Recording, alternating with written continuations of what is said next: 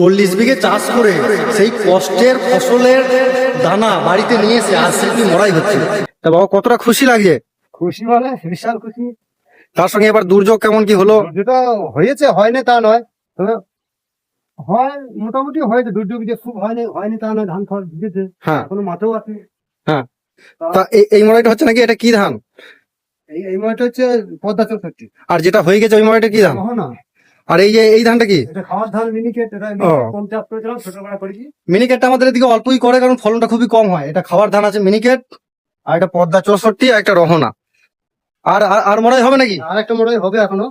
আর একটা হবে নাকি ছোট্ট করে? ছোট বড় যাই হোক হবে। হ্যাঁ, হ্যাঁ। এখন ধান আছে। হ্যাঁ। আর প্রায় বিক্রিও প্রায় করেছি প্রায় 200 বস্তার উপর। হ্যাঁ। সেটাও দিনমজুরদেরকে তো পেমেন্ট করতে হবে, তাই তাদেরকে পেমেন্ট করার জন্য সেটা বিক্রি করা হয়েছে।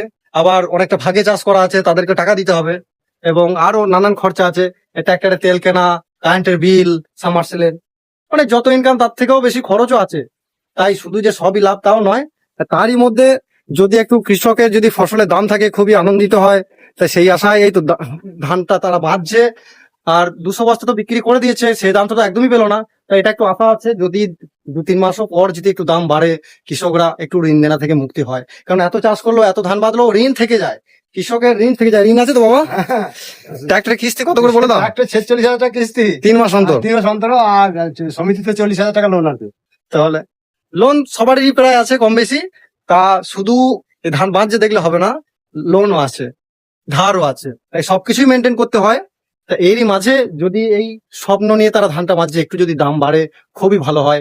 এটাই অনুরোধ এই নতুন প্রশাসনকে, এবার একটু দেখবেন এই ধানের দামটা যেন একটু বাড়ে, এটাই অনুরোধ। ধন্যবাদ, সকলে ভালো থাকবেন।